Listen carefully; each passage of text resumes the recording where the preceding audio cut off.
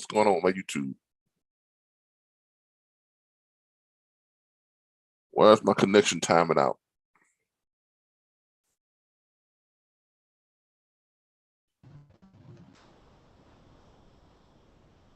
All right, there we go. YouTube is up and running.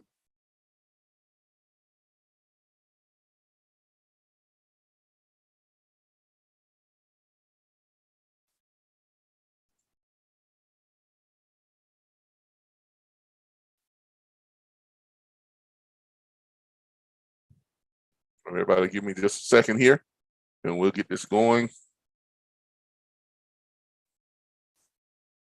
The channel.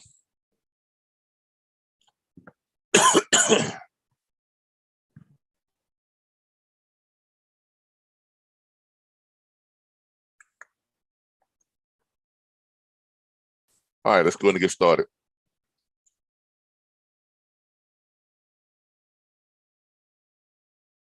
All right, we are live streaming on YouTube.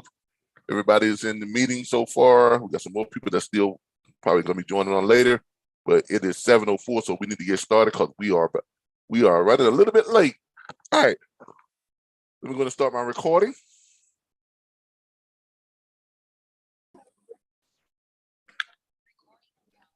All right, good evening, everybody. This is Calvin Butler with the RBBS Logistics Learning Centers and the National Dispatchers Network. And tonight is Thursday night, 7 p.m. Eastern Standard Time. So it's time for a dispatch training, how to dispatch series, part number 4. We're in part 4. Tonight is going to be the profile, carrier profile. Please mute your mics. Thanks. People, please mute your mics. Please mute your mics. Please mute your mics. Tonight is going to be carrier profile form and the dispatch agreement. Everyone, please mute your mics. I want to see if I can figure out how to mute everybody here for a second.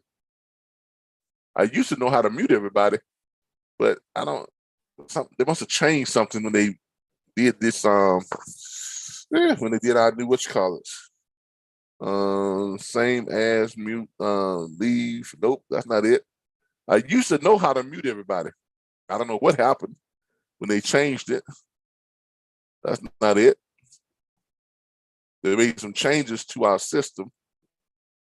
Multiple screens, that's not it. It's not in the chat.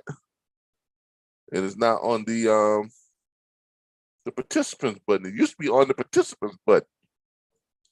So I don't know how I don't know how to mute everybody now.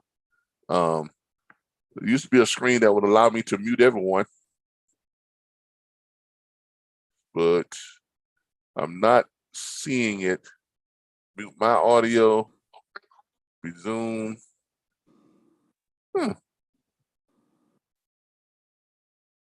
Okay. All right. So I don't know how to mute everybody anymore. So I've been trying to figure that out. It used to allow me to go and click on a button and I could mute everybody at the same time. But now I don't see that particular screen anymore. Oh, I see it now. Mute all. It's down at the bottom. Ah, they switched where it was. Okay. All right, there it is now. All right, so let's get started. Tonight is the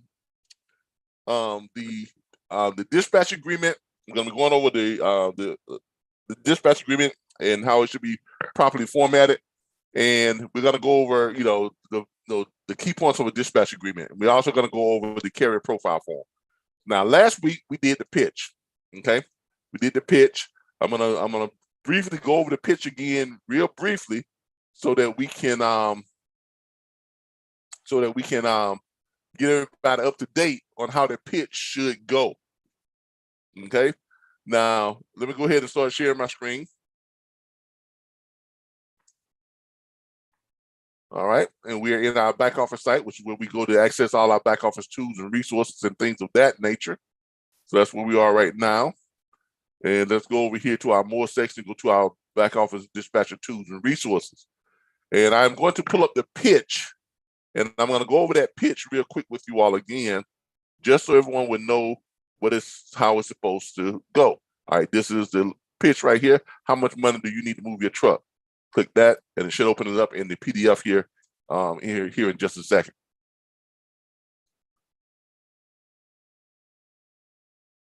All right, here it is right here. Here's the pitch. All right, now this is a formalized version of the pitch. I don't want y'all to learn this verbatim.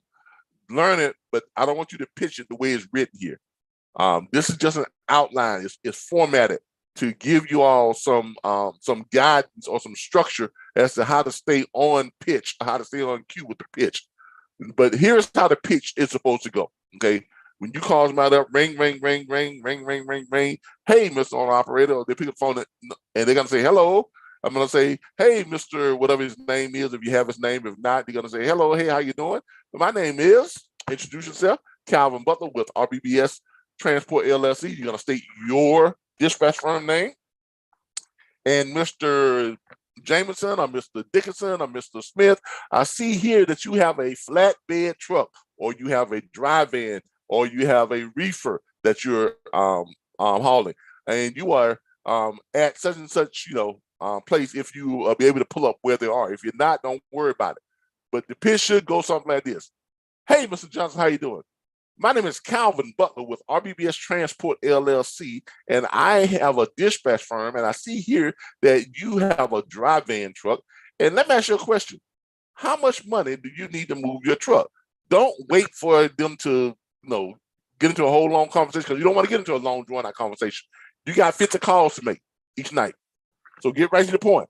Introduce yourself, tell them who you are, tell them what type of business you have, acknowledge what type of what type of trailer that they are hauling. I see here you have a reefer trailer. Let me ask you a question. How much money do you need to move your truck? Now, they got to answer that question. Well, I need, even if they don't want to answer it, they got to say something to you. You did not ask them a yes or no question. You asked them a specific question. How much money do you need to move your truck? And it's not a yes or no question. It's a question that they're gonna have to answer to. Now, if you ask 100 people that question, how much money you need to move your truck, 99 of them are going to give you an answer, even if it's an answer and they're trying to just blow you off. Well, I need $12 per mile, or I don't move my truck for no less than $9 per mile. Great, because as a dispatch firm, I only look for the type of freight that's paying the kind of money that you want to get paid, going to the places that you want to go, pulling the kind of freight that you want to pull. Where can I send my dispatch agreement to? Go right into the close. Don't wait for it. Don't say and how. No, don't ask them any questions that can lead to a yes or no. Okay, don't go in and ask them. I was wondering if I could be a dispatcher. No, you got nowhere else to go from there. Okay, I was wondering if you needed a dispatcher. No, you got nowhere else to go from there. Okay. Have you ever thought about using a dispatch firm before? No. You got nowhere else to go from there. So don't ask those types of questions. Stick to that one question. How much money do you need to move your truck? Because as I said before, that question is a trap. That's the trap. You are hunting. You all are hunters. You are hunting. You are hunting for your next owner operator to sign up to your dispatch agreement. And in any hunt, you have a trap, okay? That question is the trap.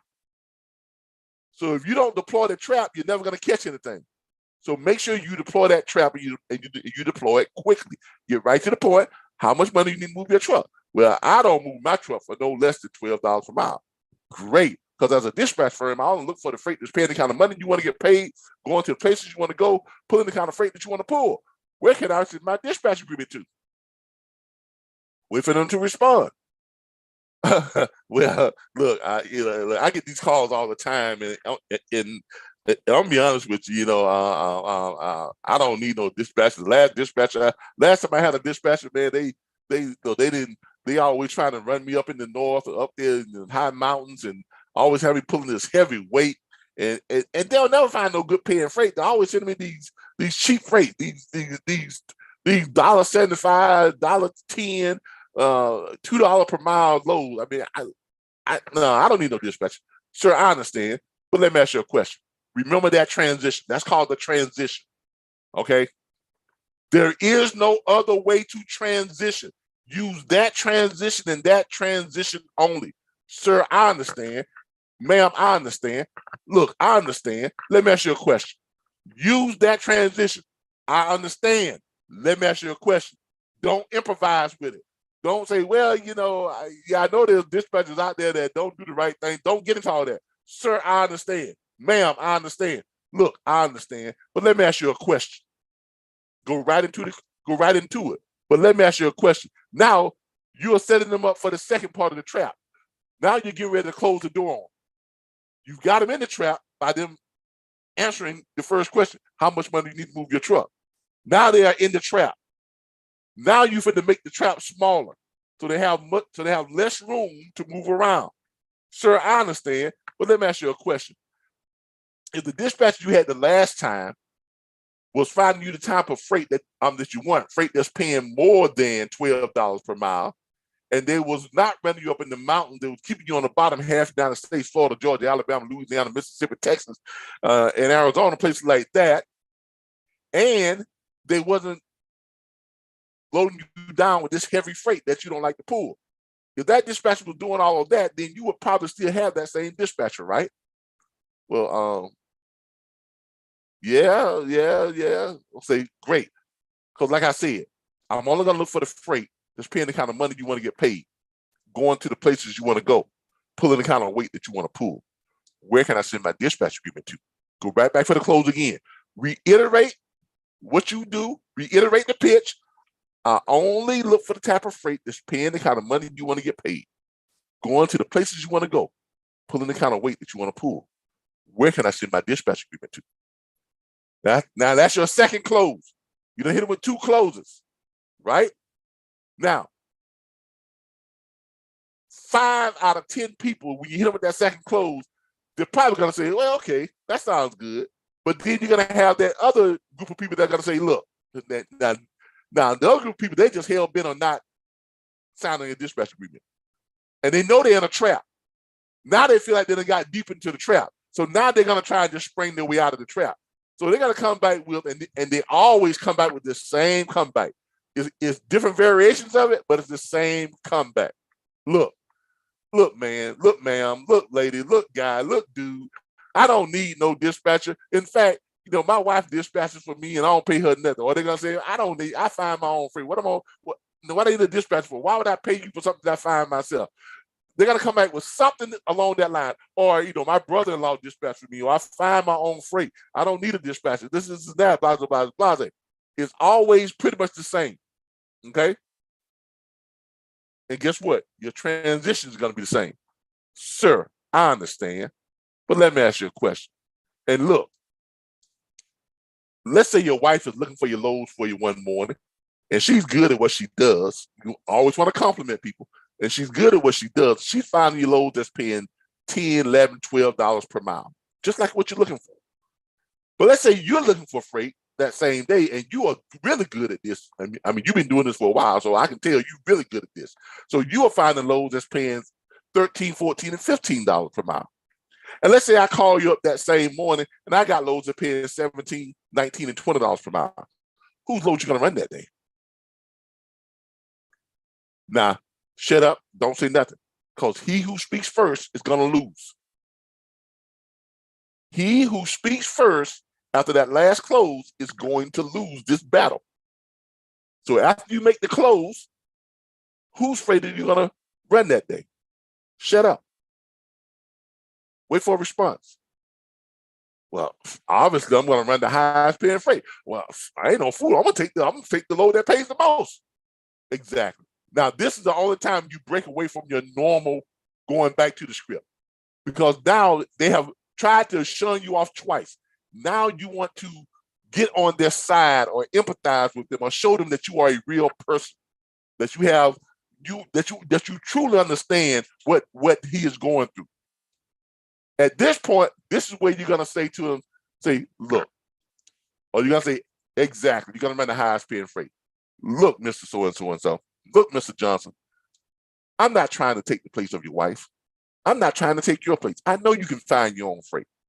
All I'm asking for is an opportunity to find you the best paying freight out there. Because if I find you the highest paying freight, you're going to use my services. If I don't find you the highest paying freight, you don't lose anything. Why? Because you're not going to use my services. Therefore, you're not going to pay me anything. But if I do find you the highest paying freight, we all win. You're going to get great paying freight that's going to pay you good money. You're going to pay me. We're all going to be happy, and we're all going to make money. Where can I send my dispatch agreement to? Now, if after that point, you can go back and repeat your final close, because it's like I said, I'm only going to look for the freight that's paying the kind of money you want to get paid, that's going to the places that you want to go, and that's pulling the kind of weight that you want to pull. So where can I send my dispatch agreement to? Now, that pitch right there should close 5 out of 10 people you call. It really should. Are you going to close everybody? No. But is it going to be very hard for somebody to tell you no? Yeah, it's going to be extremely difficult for them to work their way out of that trap. Extremely difficult, because that pitch is designed, first of all, to trap them in the box. Then it's designed to make that box smaller so they have less room to maneuver. Then it's designed to go ahead and close that door and say, let's just go ahead and take you on home. Because I got you. Does everybody see how that pitch is supposed to work? Everybody sees how the pitch is supposed to work. At this point, you all can unmute yourselves and we can have a little conversation here. Does everybody see how the pitch is supposed to work? Yes. All right. Does everybody see that the pitch is very effective if you use it correctly? Yes. Now, last week I played for you all a live pitch to a real live truck driver who we just called up out the blue, and I played it for you all last week. Okay, and he put up a little bit of a struggle, but guess what? We closed it, and we did a live role playing with the pitch last week too, right? And look, I've tried different variations of this pitch, but nothing works like this version of it. Nothing works better than this version of it. Why? Because it covers all your points. Not only does it cover all your points, it puts you in a structure where you don't have to think about what you got to say, right? You don't, and when you have time to think about what you got to say, that's where you screw up, because that's when you start to say, yeah, but you start doing that, you done lost already. Okay, so this pitch, the way I just pitched it to you, the way it's designed, if you use it the way it's supposed to be used, it's going to set you right up for, all right, well, go ahead and send me that dispatch agreement over to. Bam. And that's where we are tonight. Dispatch agreement and the profile form. So, all right. So after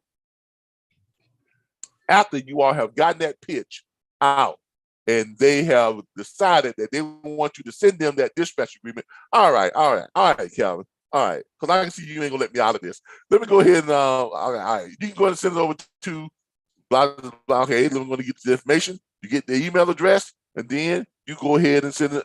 But also, but not only do you want to get the email address, what else do you want? Anybody? Anybody? What else do you want?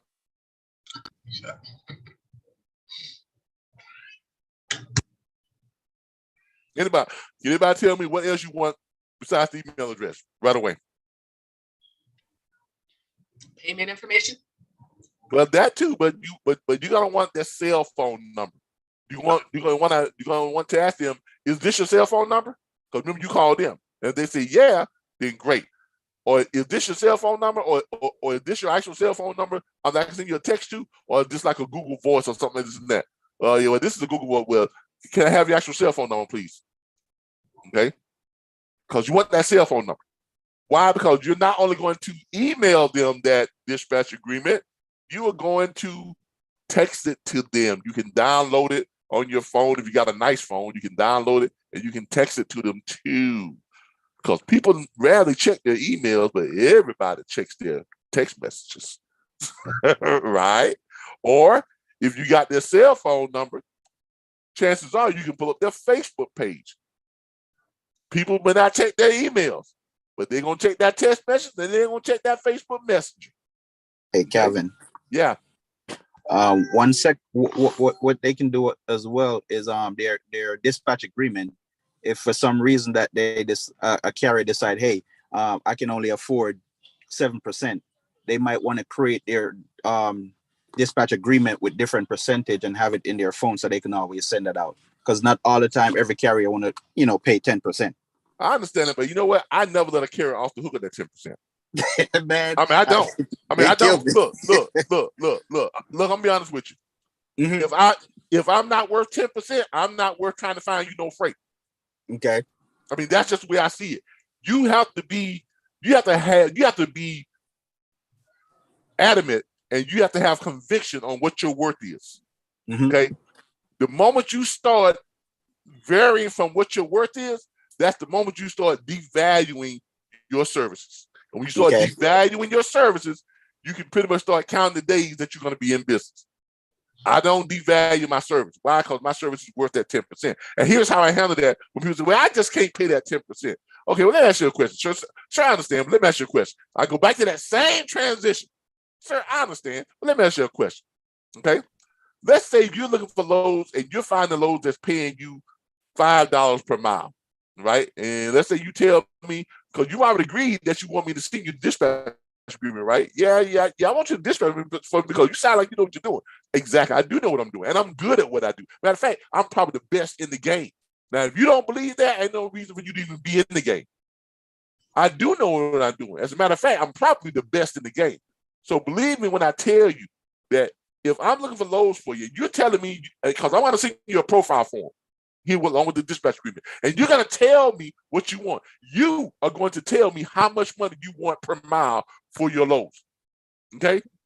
You're going to lay it out for me. So how much money do you need per mile to move your truck? He probably said, well, be honest with you, I need no less than $3.75 per mile, $3.75 per mile. Okay, good. Because when I start looking for you freight, I'm gonna find you freight that's paying high enough to cover my 10%. So therefore, my 10% don't matter now, does it? No, because you at what, 85, 385? No, I'm gonna look for freight that's paying $4.50, $4.20, $4. If you need $3.75, I'm gonna cover enough to cover that freight, more than enough. Because when I call you up, because look, you already told me that this is what you want. You want $3.75 per mile. So when I start looking for freight, I'm gonna make sure that I'm way above that 10% when I'm looking for your loads.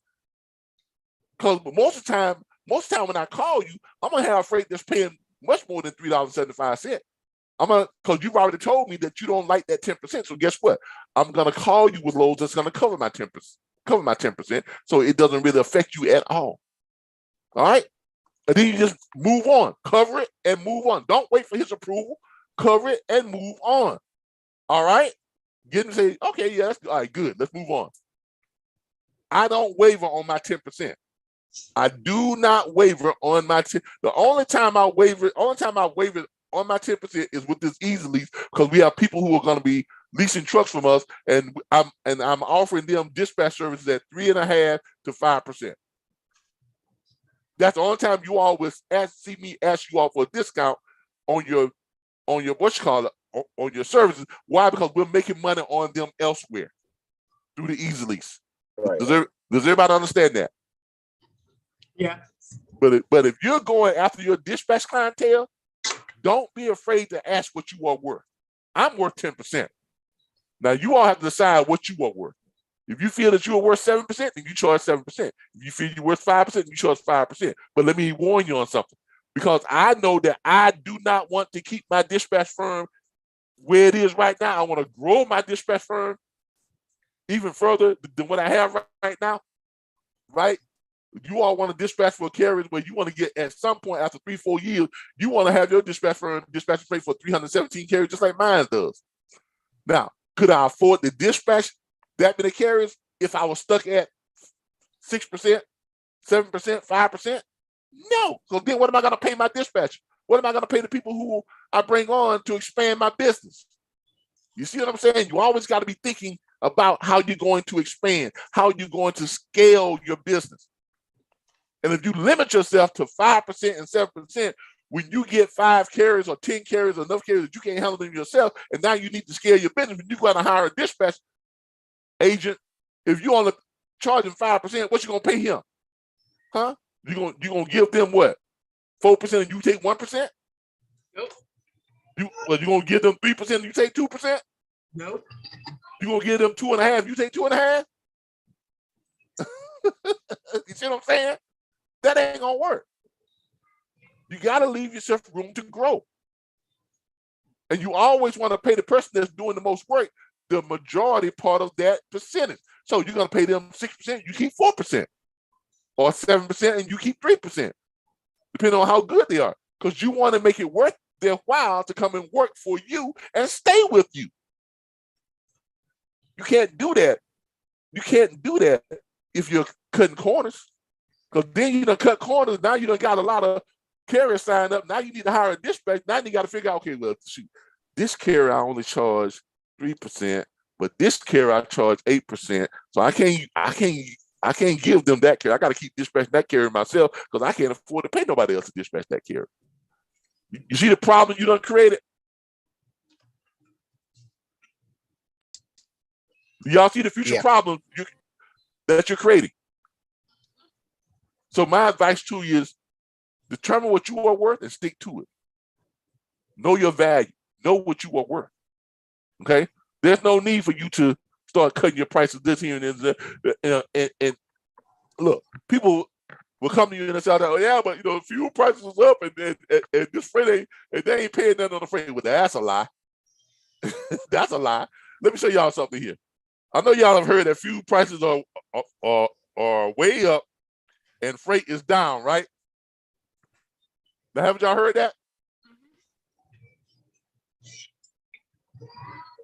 Y'all have heard that, right? Yes. Yes. Fuel is up and freight is down. Well, I'm going to show you just how big of a lie.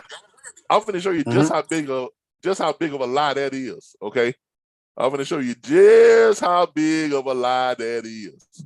Let's go and look at, and I like to say Florida because Florida is the place where everybody says that you can't make no money, right? Everybody say Florida ain't got no money in Florida. The rates are down in Florida.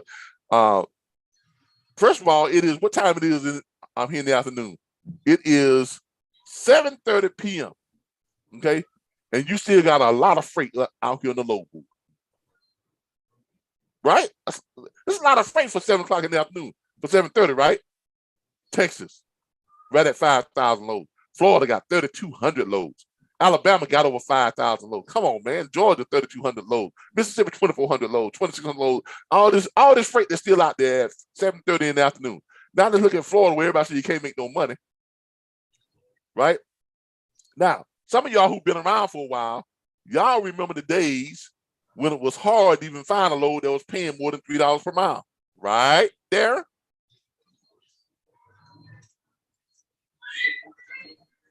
Right? And that wasn't too long ago.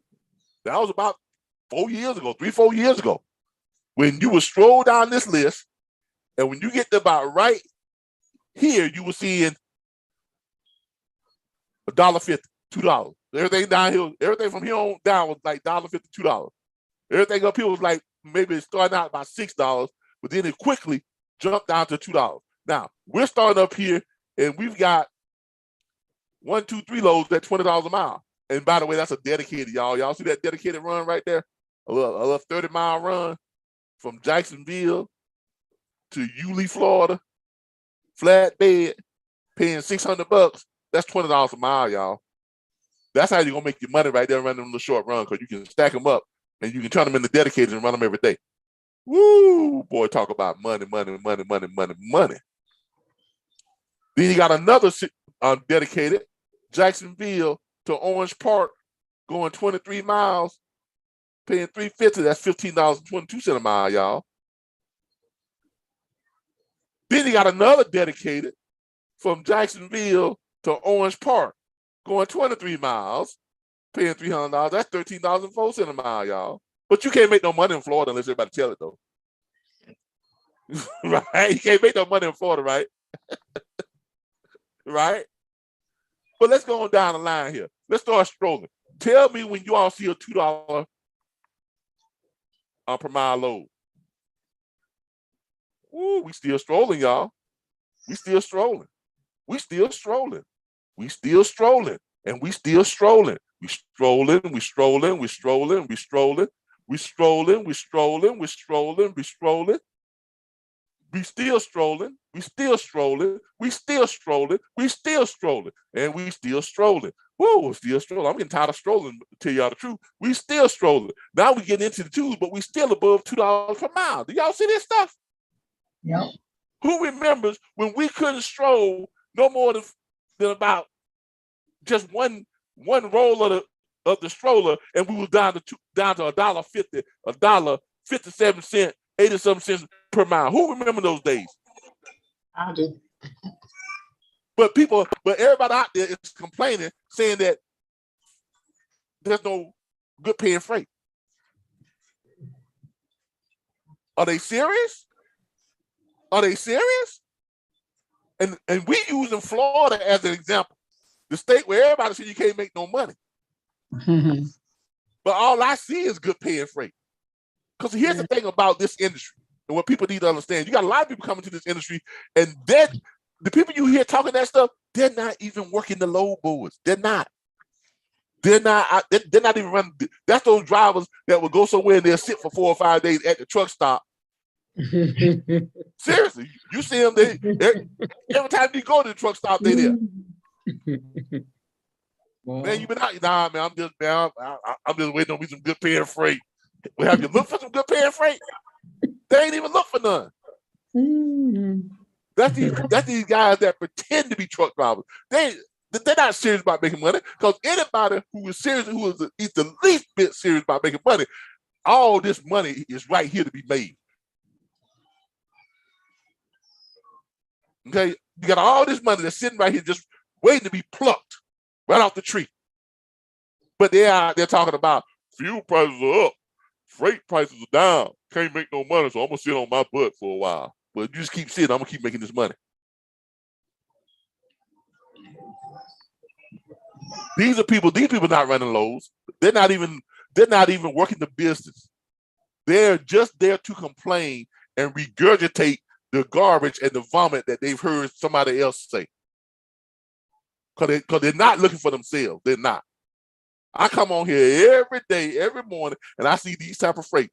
Now, I'm gonna be honest with you. Freight prices right now are about 6 to 7 times higher on average than it's been in the last 3 decades, in the last 30 years, y'all. Darren, am I lying?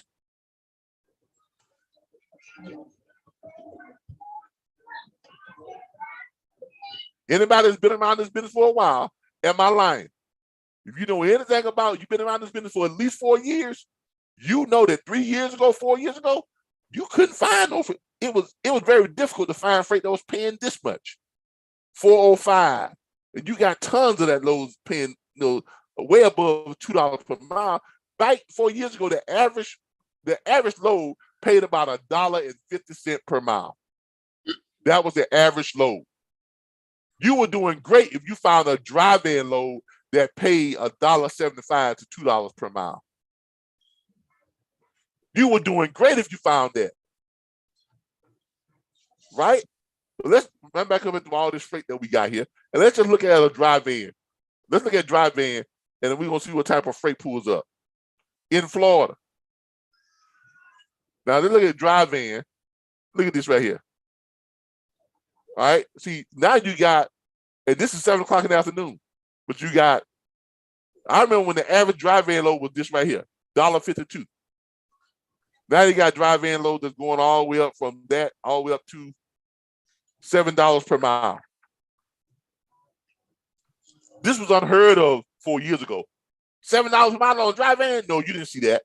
The most you saw on a drive-in about 4 years ago was about $3.64, $3.80, around $3.18. That was the most. And you only saw 1 or 2 of them. Now, this is at 7 o'clock in the afternoon, and look what you got on drive-ins. So if you're a drive-in guy and you're in Florida right now, and you're looking for freight, you're looking pretty good still. Look, you got a dedicated from Cross City to Lake City, 54 miles, paying $7.04. That load pretty much runs every day because it runs today and tomorrow, which is tomorrow's Friday. So he's probably going to pick back up on Monday and continue to run. You got the same thing here with Cross City to Spring Hill, 101-mile run. That's a dedicated, paying $549. That's $5.44 per mile. You got time enough to run that load and then run a load back, right? And on a drive-in, if you run a load back, you get a load back, it's paying about the same thing. That's $1,000 a day. Is that not good money for a drive-in? Running 5 days a week, off every weekend, home every night? Is that not good money for a drive-in? Yes. Come on, man. We're talking drive-in here in Florida. All right. So let's put that to rest about there's no good paying freight out because there's great paying freight out there. It's out there and it's out there like nobody's business. So now let's go to, you have now gotten that owner operator to decide that they want to see, they want you to send them the dispatch agreement. So this is what you're gonna do. You're gonna go right over here, you're gonna tell them so you're gonna get their phone number, you're gonna get their email address, you're gonna get their and you're gonna send them this dispatch agreement. You're gonna go over here and pull this up. Where we're at here, dispatcher tools. Here we go. You're gonna go over here to our dispatcher tools, and you're gonna go over here and you're gonna look for this dispatch agreement and a profile form. You're gonna look for two forms. You're gonna look for the profile form and you're gonna look for the dispatch agreement. I believe this is the workflow. This should be that's a broker's carrier agreement. All right, here's the carrier profile form. You're gonna pull up this form right here, and you're gonna send this along with a dispatch agreement. Forward this form along with your dispatch agreement to the carrier to complete. Okay, you're gonna open it up. This is the carrier form right here. Okay, you all can change this up, add stuff to it. It's very short, very simple. Here's another thing. How many of you seen an 11-page or a 12-page dispatch agreement? Have y'all seen those out there? Yep. Who in the world is gonna read through a 12-page dispatch agreement? And then they wonder, well, I sent my dispatch agreement out, but I can't get him to return it. Because it's taking 2 weeks to read the doggone thing. You are not a broker. You do not need that much material in a dispatch agreement. Trust me on that. Now, if you are a broker, that's a different story because you're sending out a carrier broker contract. That is a lot more stuff that has to be put in legally because you are a broker. That stuff has to be in there legally. Dispatch agreements can have a lot of what's called what? What? Implied what? Permission and implied power of attorney. A lot of stuff can be implied. You do not need to spell everything out in a dispatch agreement like you do in a broker carrier agreement. Does everybody understand that? Because you are not a broker. Does everybody understand that? Yes. And look, you don't want to give a carrier any more reason to not sign your dispatch agreement, right? I mean, these people, they got other things to do. You send them a dispatch agreement and it's 12 pages, you done lost about 30% of the people you just got who just agreed to do what? They have you sending the doggone thing, right? So don't go sending someone a book to read for a dispatch agreement. Your carrier profile form and your dispatch agreement should be sweet, short, and right to the point. Okay, covers all the basics, and that's all you need. Okay, in this carrier profile form, we're gonna tell them please fill out the profile as we discussed to better fill your customer needs. Note, the below parameters are just minimums. Our goal is to always exceed and get you the best loads possible. So you're reiterating to them the reason why it doesn't matter about that 10% you're charging them. Why? Because you're telling me what you want, but I'm always going to look for loads that's paying way more than what you want. Is that not what you just told them? Right? You just reiterated that point. All right, they fill this out. They're gonna put their name, company name, their address, the equipment type, van, flatbed, reefer, hot shot, box truck, whatever it is. Equipment size, 48, 53 feet, 26-foot box truck, or whatever. The max weight that they want to carry, not the max weight that the trailer can carry, but the max weight that they want to carry. If they say, well, I don't want to pull weight no more than 30,000 pounds, then that's what they're going to put there. 30,000 pounds or less. 45,000 pounds or less. It don't matter, man. Just give me some good paying freight. I'll pull the moon if you get on the back of that trailer. Okay. All right. Minimum cost per mile. Okay. That's just an example. If they want a minimum cost of $4 per mile, that's their minimum cost. In other words, tell them to put the amount of money, put the least amount of money that you would take. Don't put where I might carry this. No. Put what you know the least amount of money you'll take. So when I send it to you, you ain't got to wonder about it. You know that you're going to take that load. All right. So the least amount is $3.75. That's what you put. If the least amount is $3, that's what you put. If the least amount is $4, that's what you put. Okay.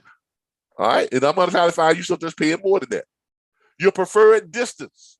Do you want to run long haul, over the road, 300, 600 miles, or you want to run less than 300 miles, less than 100 miles? I like running short loads. Run me on some short runs and double me up on some 2 or 3 short runs a day so I can do at least anywhere from $1,000 to $2,000 a day, 5 days a week. That's a lot better than load me up on long runs, right? And the long run paying $3,000, but I got to go 1,500 miles to make that run. That's going to take me what? Almost 3 days, 4 days to run the load. That's all week. And all I made was what? $3,000. I'd rather run me some short runs, 50, 60, 30 miles, right? Get 3 of them put together. Each one I'm paying $500 on the run. 3 of them put together, that's $1,500 a day. I can run them every day, 5 days a week. 1,500 5 days a week is a lot more than 3,000 running 4 days, right? Right? I love play games. Right. Okay. Right. All right. All right. Put down there what type of region, what region they want to run. They want to run the South. They want to run flatlands. They want to run the mountains. This is where they go to put, where they like to run. I don't like to be in the mountains, so keep me in the bottom half of the United States: Florida, Georgia, Alabama, Louisiana, Mississippi, Texas, Arkansas, Arizona, Nevada. Right? If that's where they want to run. Don't run me up in the mountains. I don't want to go up in the mountains. Don't run me in cold weather when it's cold. I don't like the snow. Keep me down here in the southern states, whatever the case may be. Okay? And any other notes that they may have, they can put it right down there. Okay? That's your carrier profile form. All right. The other form you're going to have them to fill out. The other form you're going to have them to fill out is going to be your dispatch agreement. Of course. And that should be this one right here. Service dispatch agreement. Now, your dispatch agreement, now it says here for dispatchers to be legal, you must have a properly executed dispatch agreement with the carrier you service. Now, if you get a dispatch agreement back and it ain't signed, it ain't worth the hill of beans. Send it back and have them to sign it. Okay? Send it back and have them to sign it. All right? Now, open up that dispatch agreement. You're going to click that. It's going to open up for you right here. Dispatch agreement is going to be in Word form because this allows you all can kind of make changes to this dispatch agreement. It's going to open up here in just a second. Give it a minute on the Word. It's going to take a while for the Word to open up. Waiting for the Word form to open up here. All right, there it is right there. All right, so your dispatch agreement, this is your dispatch agreement. Now, notice here it says enable the editing. You all can do this. This is a protective view, but if you click this right here, then you all will be able to edit this dispatch agreement. You better come down here. You better type your name in right there where it says dispatcher, your address in, you can type it right there. Your phone numbers, you can type them in right there. Your email address, you can type them in right there. Now, one thing to notice about this dispatch agreement, everything that's in yellow above the fee line, this is the fee line right here, says the fee for dispatch services will be 10%. That's your fee line. Everything that is above this fee line and is in yellow, that's where your information goes up here. Okay? Everything in yellow up here above the fee line is where your information goes. That's where you put your name, your company name, or something of that nature. Okay? When it gets below the fee line, if it's in yellow, stuff down here, that's where the carriers, the owner operator information goes down here. If it's in yellow down here. Everybody got that? Okay? Now let's go over the dispatch agreement. Now remember, this is basically a one-page dispatch agreement. You do not need a 6, 7, 8, 9, 10, 11, 12, 13-page dispatch agreement. That is a waste of paper. And you are basically about to piss off an owner operator, and they're about to say, man, I'm not going to read this thing. Man, I'm not going to sign this. This man sent me a book. I ain't got time to read no novel. And if you send a 12 or 13-page dispatch, who's going to read all that legal jargon? These are truck drivers, people. Know your clientele. What did I just say, everybody? Repeat what I just said. Know your clientele. Exactly. Know your clientele. Because you send them stuff that's going to put them off, they're not going to sign it, right? Nope. And remember, these are truck drivers. 90% of us not going to read a 12 or 13-page dispatch agreement, so therefore they're not going to sign it. You want to keep this as minimal as possible, but hitting all your key points, all your legal points. All right? Your name goes up here, dispatcher, or your company name. Your address goes here. Your phone number goes here. Your email address goes here. Down here, you start off dispatch service agreement. That's where the owner operator's name goes there. Your owner of and or the driver of truck number, the truck number goes there. Of the carrier, a licensed motor carrier, MC number goes there, and or DOT number goes here. Hereby grants authorizations to, if it's in yellow above the fee line, your company name or your name goes there. Jason or Sandra D's dispatch service to act as my agent for the sole purpose of searching for and booking shipments. Now, you notice there are certain key words in this that has implied authority, implied permission, and it covers all legal bases. That's why we put it here for the sole purpose of searching for. So you don't need all that other word that some other dispatch agreements have for only searching for this, and not searching for this, and not this, to exclude this, to leave out this, and to skip over that. You don't need all that mess. You don't need all that crap. You throw the word sole in there and for the sole purpose, and that covers all that. That's why this dispatch agreement is short, because it is peppered with this type of implied permission, implied services, implied power of attorney. It's all implied. That's why you want to keep it short. To act as my agent for the sole purpose of searching for and booking shipments, processing all brokerage paperwork, and obtaining certificates of insurance as required in order to expedite shipments and dispatch via telephone, fax, or email for my truck unit number. They put the truck unit number there, license plate number, put the license plate number there. In the state that they are operating out of, or that their license in, goes there. All billing, invoicing, and collection. Notice that all billing, invoicing, and collections of revenue from customers, brokers, shippers, co-signees, etc., are the sole responsibility of the carrier. If revenue for a shipment or shipments is uncollectible, your name goes there or your company name goes there, will be held harmless, and no penalty or deduction of fees will be made. The carrier agrees to maintain all proper licenses and permits to conduct business as a motor carrier in the area of intended operations. Additionally, carrier agrees to maintain liability and cargo insurance at the amount set forth by the home state of the carrier. Your company name goes here again. will be held harmless in the event of any and all claims. Now, you have just reiterated what you stated up here, but then it comes down here and it goes a little bit further to cover all claims. Okay? Will be held harmless in the event of any and all claims. The carrier agrees to maintain an amount with an account with an internet load board service. In other words, it is actually the carrier's responsibility to provide you all with access to load board. But since we provide y'all access to more than 100 load boards, you don't really need that. But we put it in there because some of you just gotta have that. Some of these carriers they say, I gotta have that, I gotta have that, I gotta have that. Okay. So if you want that, get the carrier to get it, and then you can use that to find loads for all your carriers. Does everybody see what we just did there? Does everybody see what we just did?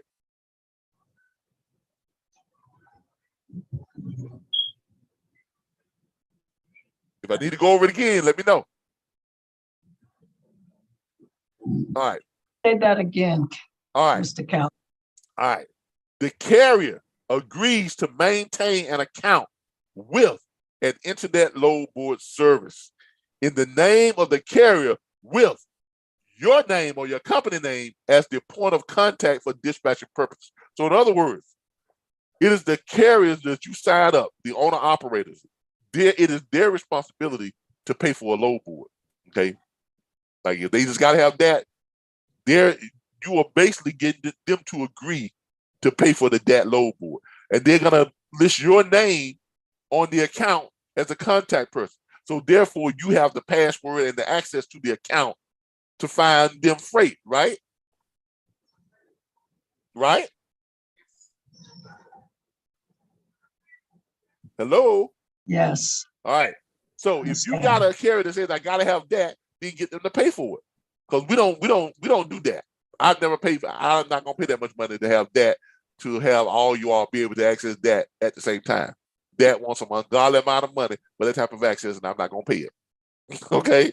So this clause is in there, so in case you have a load board that we don't have and that they just gotta have, you can get them to pay for it. But not only that, once you get access to it, let's say you got 5 carriers. Can you only use that to look for the load for that carrier that pay for that load board?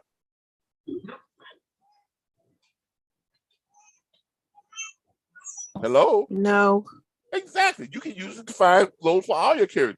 Now, what you should do, the ethical thing to do is to have a conversation with all your carriers, get them in a Zoom meeting, whatever gets me, say, look, I got a way for us to get that and pay a very small amount of money for it.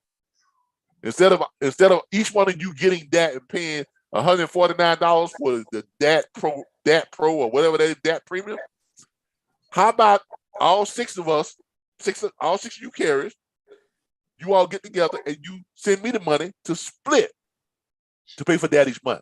So it's $149 per month. So the $149 divided by 6 carriers. Y'all see what we're doing? Doesn't that make sense? Yeah. Doesn't Yes. that make sense? Yes. Of course it does. Well, so instead of them each paying $149, because you are what? Their bona fide agent, right?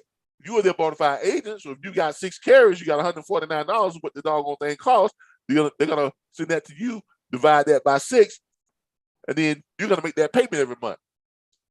$24 from each one of them. $25 from each one.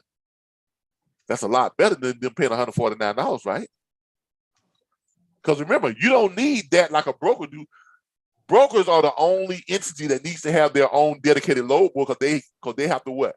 Post loads. As a dispatcher, you cannot post loads, right? Right? It's illegal for you to post That's loads. right. That's right. So therefore, you do not need a dedicated access to any one load board. Okay. Everybody got that? Okay. Yes. All right. So that's how you can get that and have your carriers pay a lot less money for it, and your carriers will appreciate you for it. Mhm. Okay. All right. Let's continue on. Okay. Now we get down to the fee line. The fee for dispatch services will be 10% of the gross revenue of each shipment with no minimum charge. Now, you all can charge what you want, but I've already expressed to you all why I charge 10%, why I think you should too. Okay? Mhm. Because I'm worth 10%, and I train you all to be worth 10%. Mhm. Okay? Don't let nobody tell you you're worth less.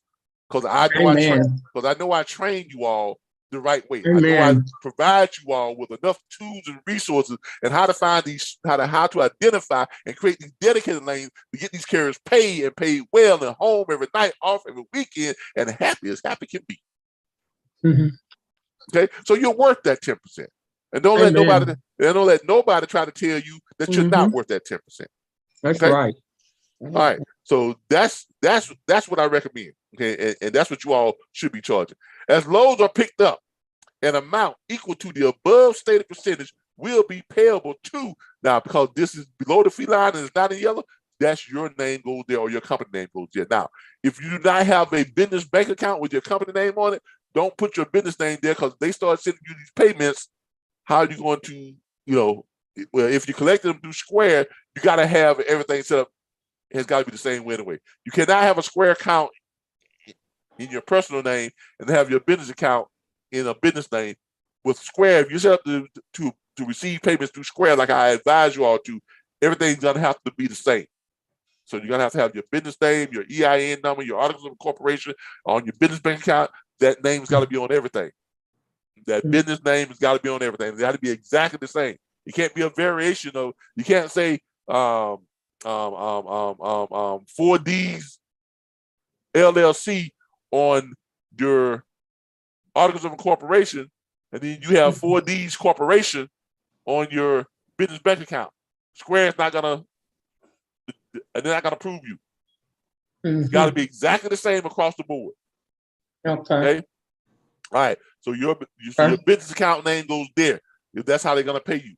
Payments are to be conveniently paid with any debit or credit card via text or email invoice app. Now, I have here what says process bar. We don't process you all invoices. So you're gonna put your company name there, or however you process it. Processed by your company invoice processing, or if you're using Square, you can put processed by Square, by your company Square account. Invoice process using PayPal, but PayPal. If you're using Zelle, put Zelle. If you're using QuickBooks, put QuickBooks. Whatever the case may be. Okay. Please provide your SMS, cell phone, text number here. There's no doubt in what you're asking for. SMS, cell phone, text number. Okay, covers all the bases. It goes right there. Okay, make sure they put that cell phone number there. Your email goes here. Their email goes there. So you're asking for the carrier's cell phone number, and their email address has got to go there. Okay. Either party has the right to end this agreement without cause at any time with 7 days notice by written request. Upon cancellation, any unused funds remaining in the deposit account will be refunded to the carrier within 2 business days without penalty. By signing below, I fully understand the terms of this agreement. Put their company name there, their signature goes there, the date goes there, your name goes there. No, your company name goes there, your signature, and your name goes down there, and then your signature goes over here. And there's the date right there. That's the dispatch agreement. Now, did that not cover all the stuff that you would see in a 12 or 13-page dispatch agreement? Yes. Yes. Exactly. Keep it short and simple. Exactly. There's no reason for a 12 or 13-page dispatch agreement, y'all. I see some people on Facebook sharing a dispatch agreement. I look at that and say, hold on, what they sharing, a book? What, they write a novel? That's too much. Nobody's gonna read that. Carrie Lynn, man. No wonder you can't get them to send back the dispatch agreement. They ain't finished reading it yet. Well, it's been 2 weeks. Well, shoot, it takes 4 weeks to read that doggone thing. Nobody's gonna read that much, on the dispatch agreement. Keep it short, sweet, to the simple. Cover all your bases. It's legally formatted the way it should be, and this will hold up in any court in land. Trust me, I know, because I have taken 6 carriers to court in 4 different states, and I won every time. when they just said that they didn't want to pay me, guess what? I got my money and then some. Every single time, because I sued them in small claims court. And the deciding factor in all of those cases was this dispatch agreement, that those BOLs that I keep track of, and those what? Rate cons and your emails. Them sending stuff to your email, you send it over to the carrier. Carrier sends it back to your email, then you send it over to the broker. You're creating a chain of evidence that ties you with every deal. So if you ever get a carrier that decides, well, I'm not going to pay you, that's no problem. You're going to pay me. You just don't know it yet. But you're going to pay me what I asked for and then some more too. I'm going to pay this little $79.50 to take you to small claims court. And we're going to show up on a Zoom call with the judge, do a small claims court, and I'm going to present that dispatch agreement that you signed. I'm going to present that BOL that I've got. I'm going to present that rate con. And I'm going to present my email showing that the stuff was sent from the broker to me. Then I send it over to you. And the judge is going to say, well, I got everything I need. Sir, is this your signature? Yes, sir. Okay, is that your signature on that BOL? Yes, sir. Is that your signature on that rate con? Yes, sir. Mr. Butler, and how much you asking for again? That's how that conversation goes every single time. The judge can say, well, I've seen enough to make my decision. This court rules in favor of the plaintiff in the amount of, and you're seeking how much? I'm seeking this much, and this much for punitive damages. Okay, we see calls for your punitive damages, as well as the amount you're seeking. Judgment in favor of the plaintiff for that and punitive damages. They gotta pay it. If they don't pay it, then you go back to court and they have them to do what? Take it right out their bank account. If they ain't got it in their bank account, you go back to court and have them to do what? Garnish whatever wages they have. They gonna pay you, man. They gonna pay you. They ain't got no choice. Don't waste your time taking people filing stuff with DOT, because they ain't gonna do nothing but don't do it again. Don't file with the Federal Motor Carrier Association. They ain't gonna do nothing but don't do it again. That's all they're gonna do. You take them behind the court. Okay? Business is business. Business is business. And that's what small claims court is for, to settle any business disputes. That's right. That's what it's there for. So use them. Trust me, you'll win every time. Okay, I had a carrier ask me when he was supposed to pay me immediately or after he gets paid. Basically, the payment time frame. I usually have them to pay me after they get paid. Now, depends on how you set up with them too. Because I have some carriers that are set up on auto pay, because I have them on dedicated lanes. So those dedicated lanes they pay the same amount every day. So every week I have them set up on weekly pay. So at the end of the week, my Square invoice bills their card every week at the same time for the same amount of money. That's why I like dedicated. That's why I like setting up those dedicated, because it makes your life so much easier. If you all take the time to identify those dedicated loads, like I've been showing y'all on the load board, it will make life so much easier. It really will. It will make your life so much easier. As you can see, those dedicated loads are out there, y'all. Look at that right there. Cape Canaveral, look at that. That's all dedicated right there. $6.63 a mile. Come on, man. 83 miles. $550. You can run a lease. You can do that one. You can probably do 2 more loads that day and average about that same amount or higher. That right there, from looking at this, I can probably set up a dedicated, from looking at it, oh, look at this, Live Oak, the green globe. Ooh, there's my loads right there. But matter of fact, Live Oak is just 30 miles from here, y'all. So that's 90-mile run, Live Oak to Green Cove Springs. Look at that, $550.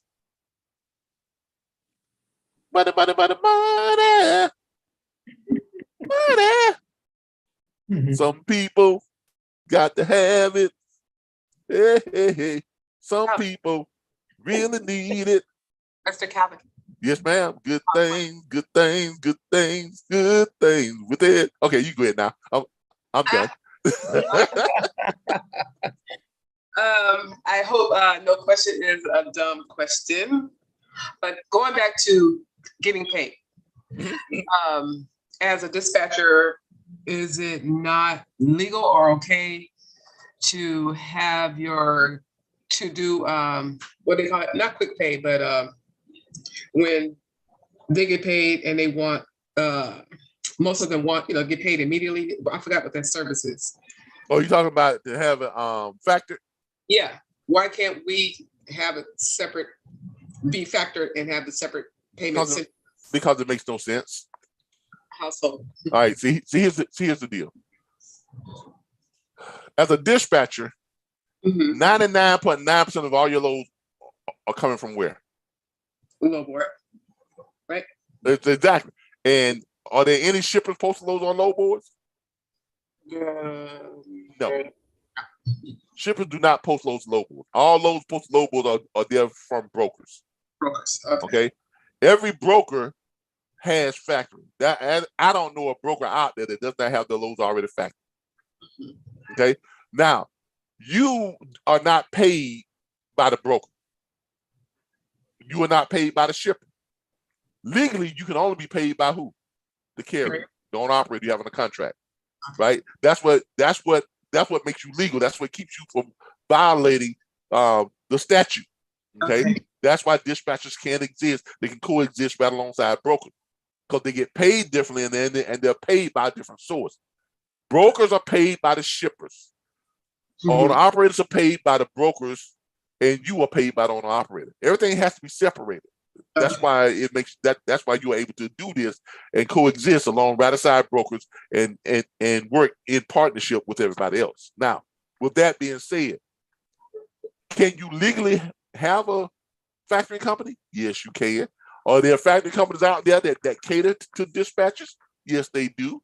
Are they getting paid again for the same load that they already factored? Yes, they are. So why would you give up another 5%? Because I'm telling you right now, ain't no factory company ain't gonna factor a load for a dispatch for less than 5%.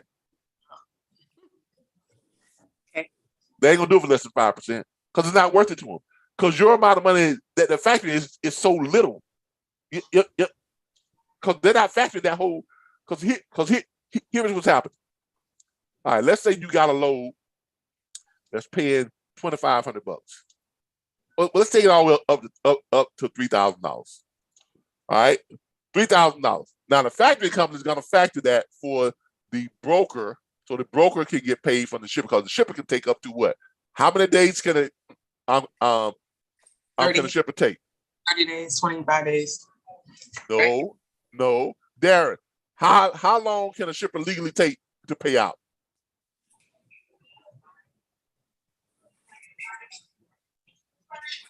Damon, you on here? 30. No, a shipper can take way longer than that. A shipper can take up to 120 days to pay. Yes, a shipper can take up to 120 days to pay out on their loads legally. Okay, that's why factoring has become so popular. That's why factoring is so needed. If it was just 30 days, you have a lot of carriers that would just bill the shipper at the end of the month. Trust me on that. But the reason why, because a shipper can take up to 120 days to pay out on a load. Okay, that's why factoring it became such a big business and such a needed business within this industry.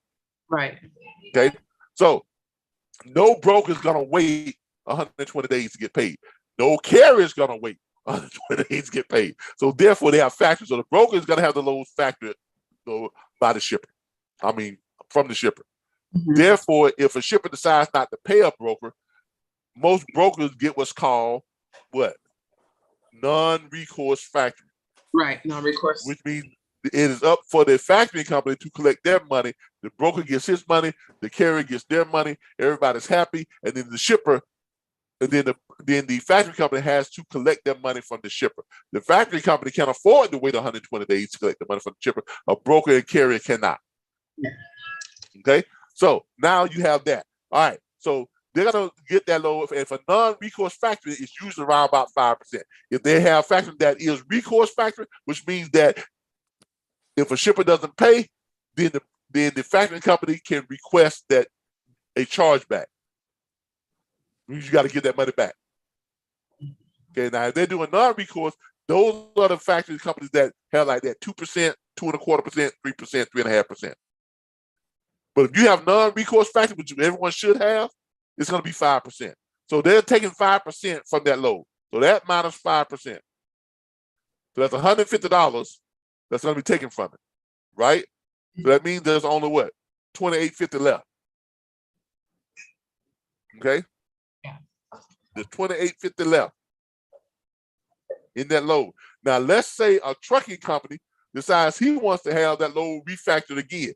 That makes no doggone sense, but some people do it. The broker got their own factoring company. The trucking company insists on having their own factoring company. So now that $28.50 gets factored again. But the trucking company don't want to have no recourse factor, they want non-recourse factor. So that's what? Minus another 5%. Which makes no sense whatsoever. That's another $142.50. Now it's down to the truckers get $27.07. Now the trucker still has to pay you 10%. Now you say, well, I want my load factored too. I want my money factored too, because I don't want the trucker to stiff me. Right? I want to get paid regardless. Yeah. If the factory company pays me, then I will get my money and I have to worry about a trucker not paying me, right? Mm-hmm. That's the train of thought you're thinking, right? So you're gonna get, let's say 10% of that is gonna be what? $207, right? Mm-hmm. So your little $207 is gonna get factored. And of course you're gonna want non-recourse factor because you don't want to have to go back and pay that money back. Right? So that's about another 5%.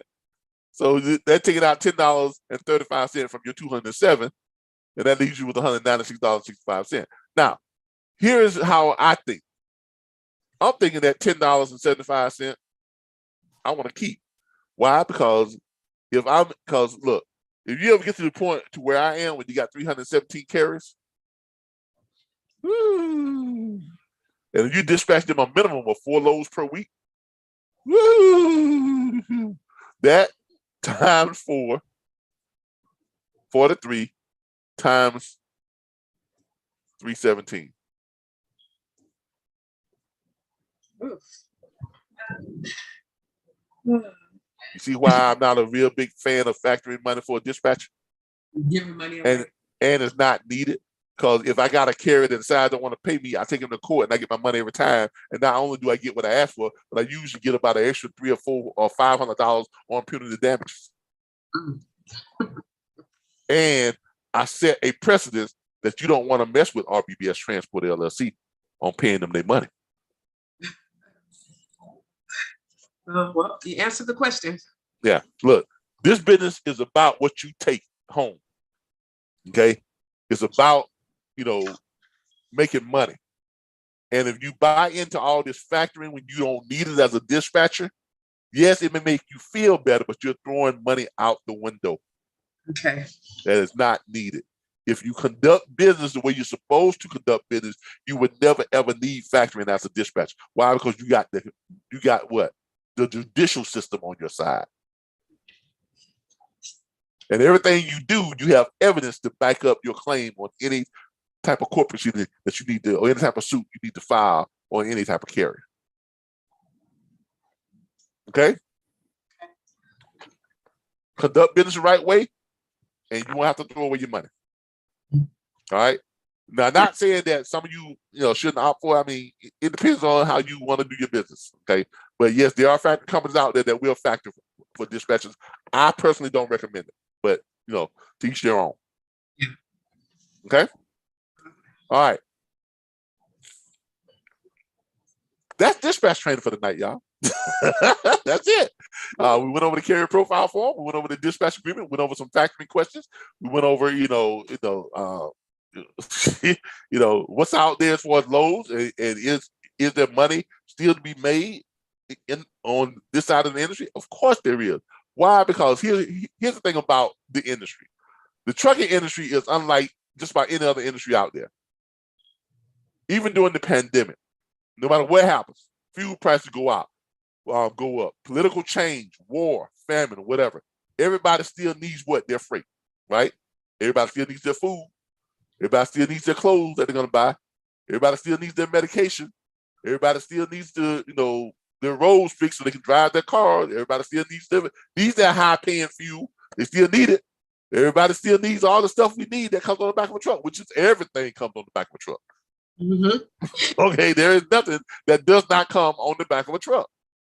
The very ground we walk on was on a truck at one point in time. The gravel, the pavement in the road, to paint the lines in the road, the street lights that goes up on the road, the electronics that go in those street lights, the cars you drive, all the components that make it, the house you live in, the clothes you wear, the food you eat, the soap you bathe with, the deodorant you spray on yourself, the toothpaste you brush your teeth with, and in a lot of cases, some of our teeth came on the back of a truck because we got dentures. Okay? The medicine that keeps you alive and keeps you well and keeps you healthy. All that comes on the back of the truck. The hair some of us wear on our head, the makeup we put on our face, all comes on the back of a truck. There is not anything that does not come on the back of the truck. Even the trees, some of the trees you see out there lined up on the streets and stuff, they was on the back of a truck before they was planted in the medium. And the grass you see out there, the grass you put on your yard. If you get sod, it came on the back of a truck. So therefore, this industry will always be a needed and much, much, much in need type of industry. So therefore, the industry is set up to, no matter what goes on, no matter what happens in the industry, no matter what happens with the political structure, with the economy, no matter what, the industry will always adjust itself to the economy.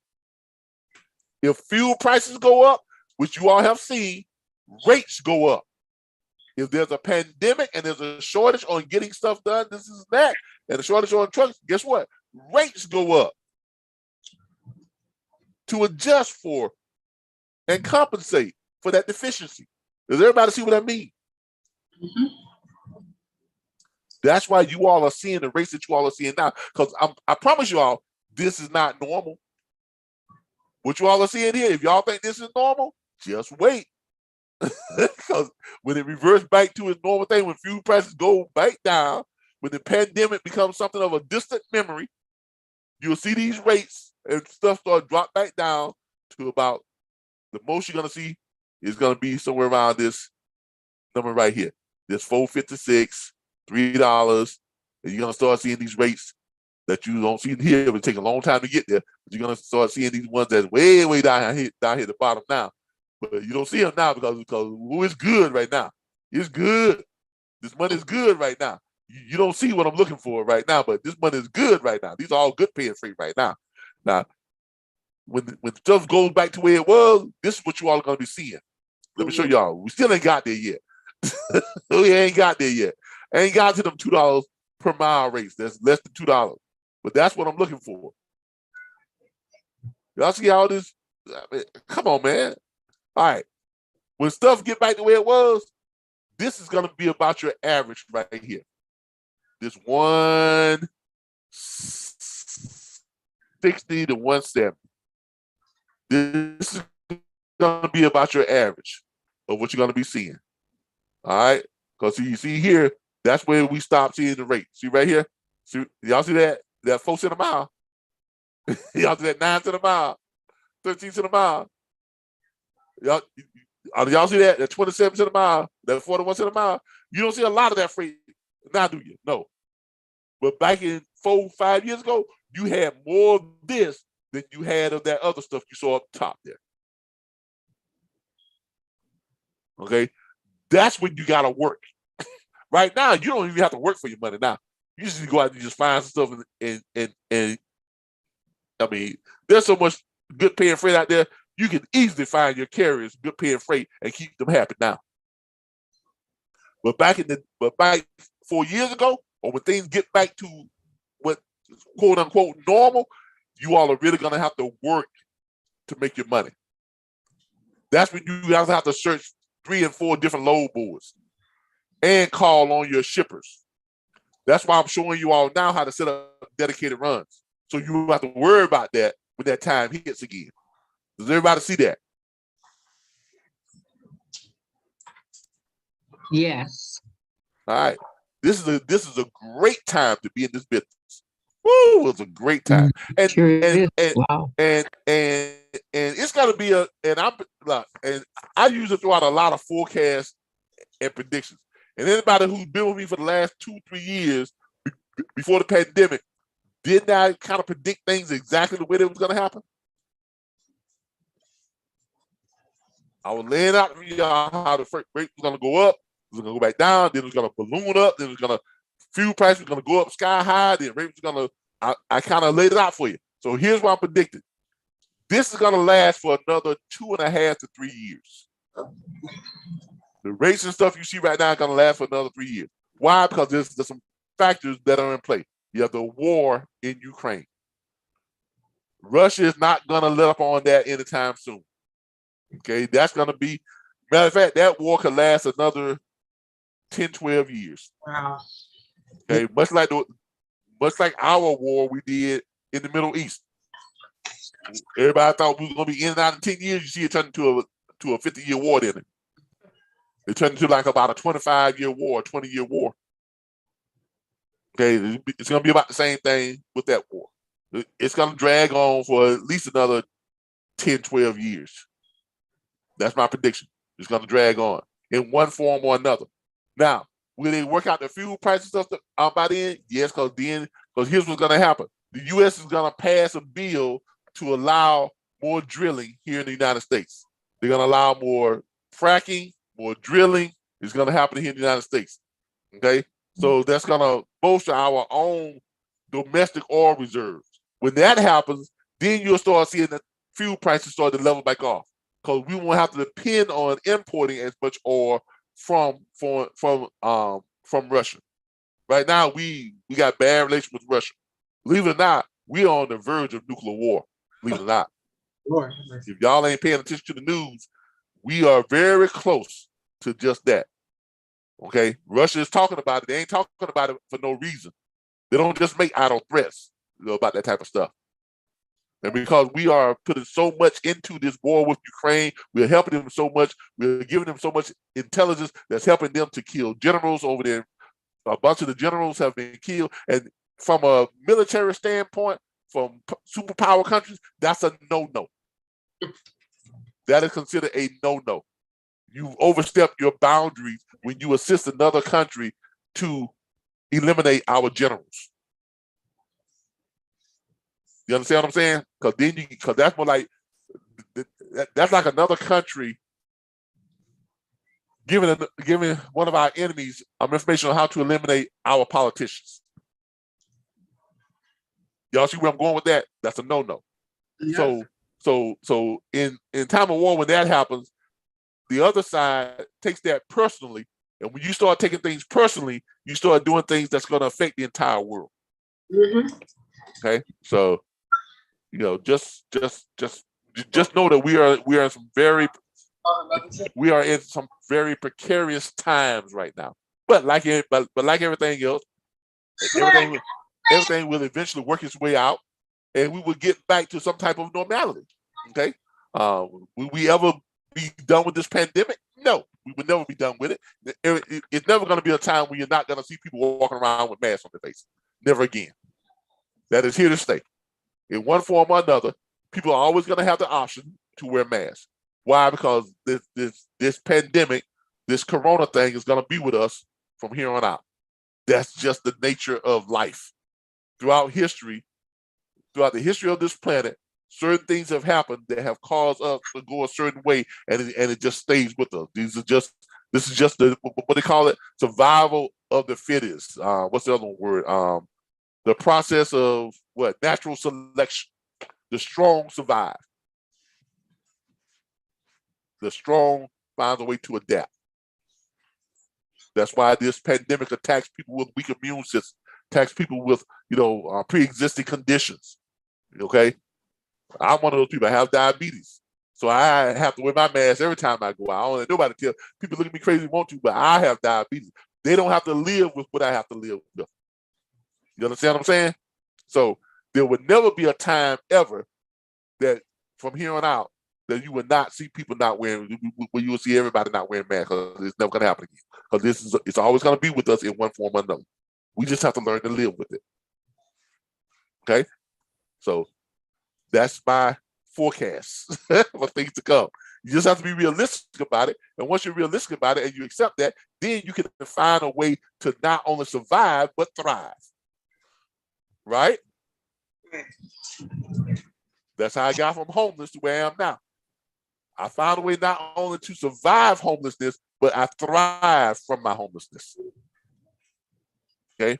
And that comes by being realistic about the situation and not having an unrealistic view of what's going on around you. You got to be realistic about the situation. Once you are realistic about the situation and you accept that reality, then you can make moves to help you take advantage of that reality and make it work in your favor. Absolutely. I believe that. Yes. That is entrepreneurship. Okay. Amen. That's what it takes. And that's what you all are going to have to do. All right. I thank you all. I appreciate y'all for joining me. Let me go ahead and say some stuff to my YouTube people. Thank y'all for joining me on YouTube. Greetings to you, Mr. Sears. Thank you for joining us.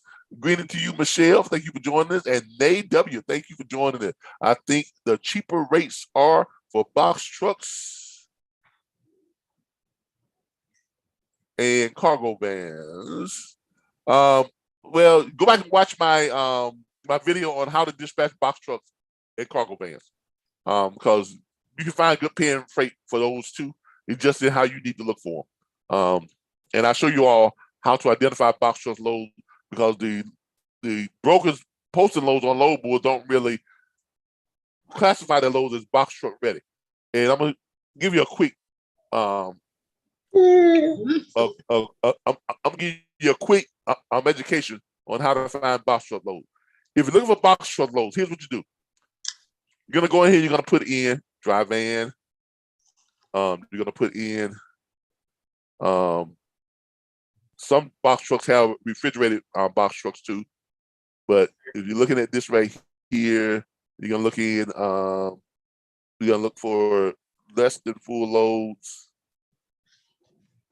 All right. Then you're gonna look for load size. You're gonna put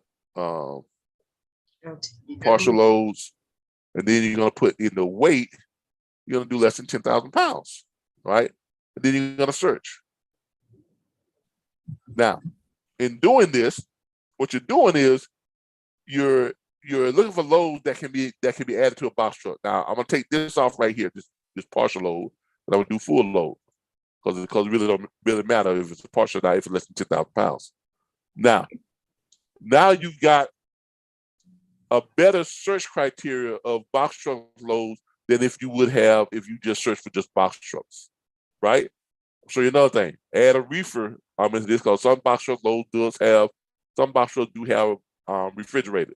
They are refrigerated. And if you search that, look what you come up with. You've got not only some more freight that qualify to go on box truck, because it's all 10,000 pounds or less, right? Can a box truck carry a load that's 8,000 pounds? Yes. Can a box truck carry a load that's 4,000 pounds? Yes. Exactly. So sometimes you have to educate the broker on what can go on your box truck. Now, if I just search for box trucks, I'm not going to find any of this stuff, because that load pays $3. I'm 18 cents a mile. 318. 243 and 113. Now, if I went back here and just took that out, and I look for just box truck, watch what happens.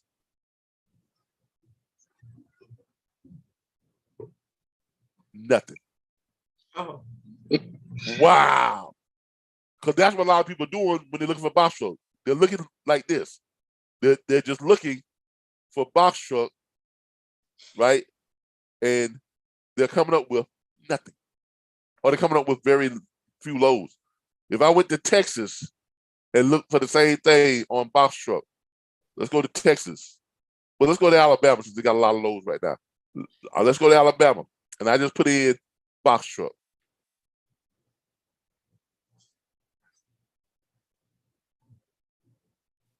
Right? And I look, search. All right.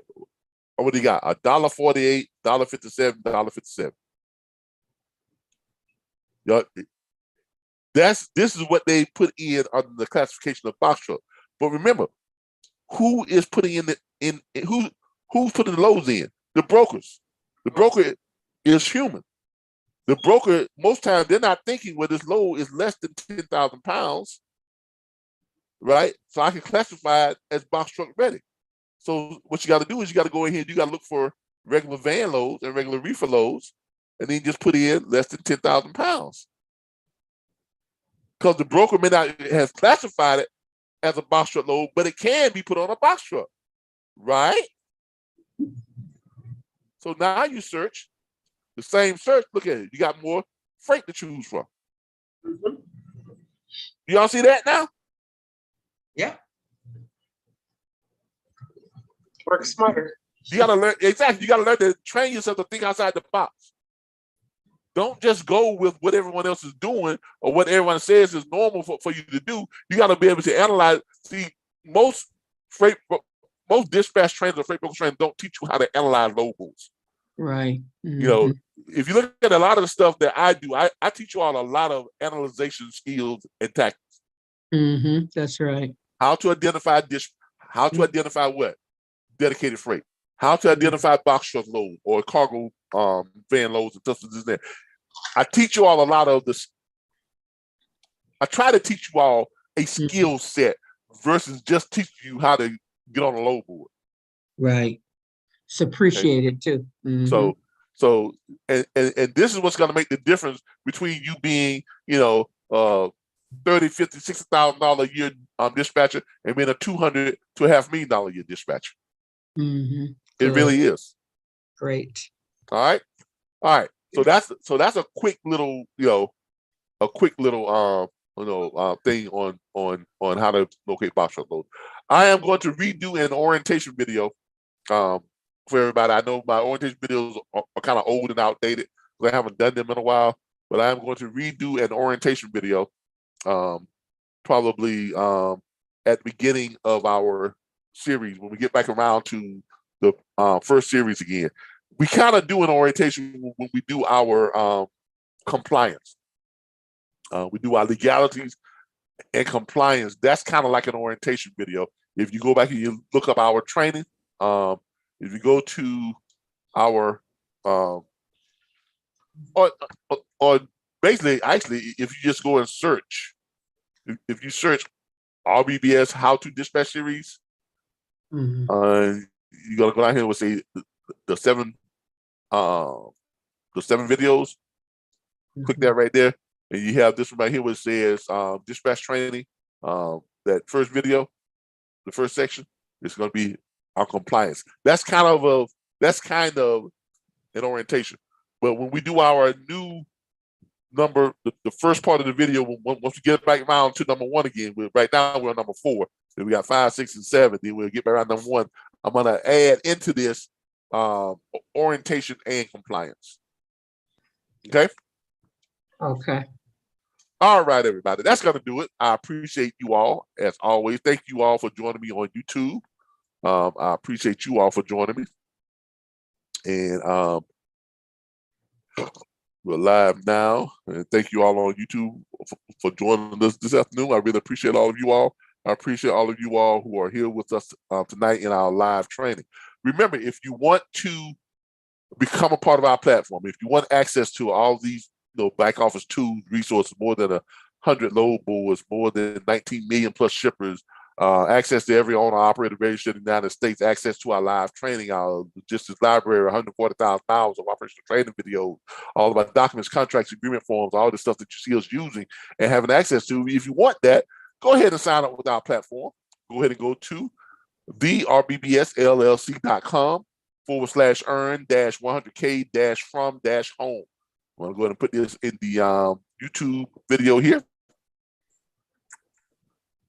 I'm going to put this in our live, what's called here. This is when you go to sign up. and we have our enrollments are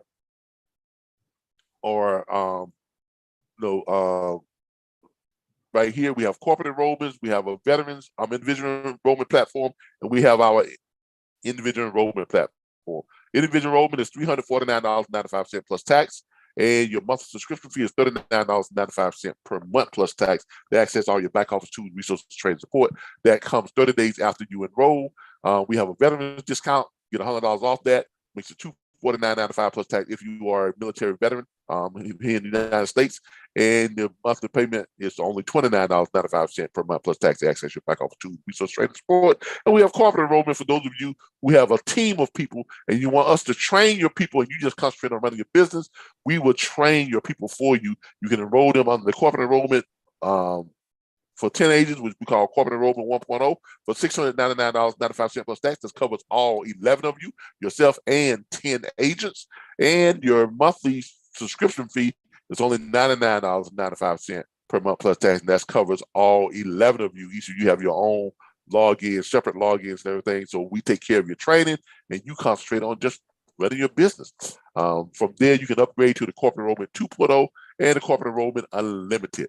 And once you're ready to, if you enroll, if you upgrade within 1 year, within a year's time, you don't have to pay the upgrade fee. You just pay the difference between the two of the platforms. So the upgrade from this one to the 2.0 is $999.95 plus tax and $199.95 per month. So that means if you upgrade from here within the first year, you're going to pay the difference in those two. If you upgrade from your individual enrollment to your corporate enrollment 1.0 within the first year, you're going to pay the difference on your enrollment fee between that $699.95 and $349.95, and you won't have to pay the whole $699.95, and then you just start making your $99.95 monthly payment.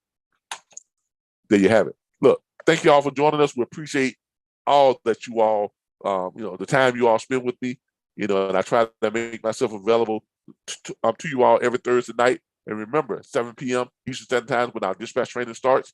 I'm going to start a new series. I'm not sure what day it's going to be, but I'm going to do I'm going to do what's called Easy Lease Live. And that's going to be to start promoting our Easy Lease platform. I did one today on Facebook where I did what's called an Easy Lease Live. I did it on Facebook, but it's going to be an Easy Lease Live that I'm going to be doing on YouTube and Facebook. But I did one today called the Easy Lease Live, introducing Easy Lease. This was my live Zoom that I did today on the Easy Lease Live, and we covered all the aspects of Easy Lease and how it works, how and what are the advantages to the person leasing a vehicle, what are the advantages to the person listing their vehicle. We went over warranties and everything. So I'm going to start doing what's called an Easy Lease Live broadcast. At least once a week. I might even do it. I might do it Easy Lease Live 3 times a week, but I haven't decided how I'm going to do it yet. But I'm going to have a day that I'm going to do what's called an Easy Lease Live broadcast. It's going to be all about Easy Lease each time we do it. So there you have it. Thank you all. You all have a great, great, great day, a great evening.